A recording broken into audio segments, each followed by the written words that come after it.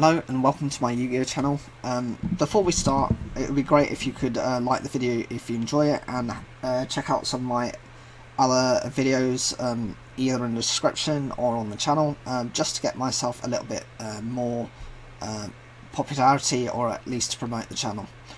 Today we're going to be covering a brand new card within Yu-Gi-Oh 7s, and it's to deal with some Beastgear support.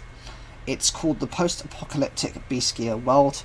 It's a field spell card with the requirement, it doesn't have any requirements.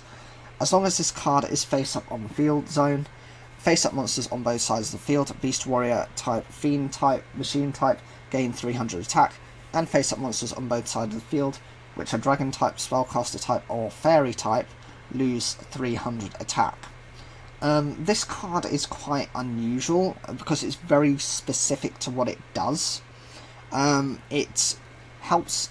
It's supposed to be run within the Beastgear World deck. Obviously, those run the required monsters that gain the 300 attack, and at the moment you do have monsters mostly of the Dragon and Spellcaster type, because of the main series characters. You've got yugioh and you've also got Rook.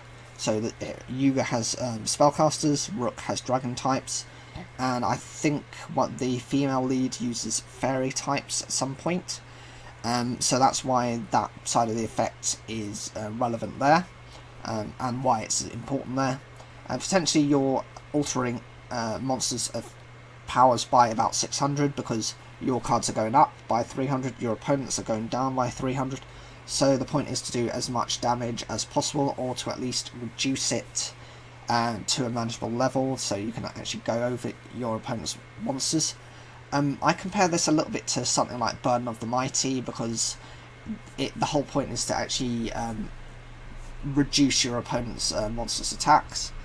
But the downside of this is it's a very set, flat 300 point decrease. With Burden of the Mighty, that's something like that depends on the level of the monster. The higher the level of the monster, the more attack it loses. It's 100 times the level of the monster, which can be worse, but in most cases will be better than this effect.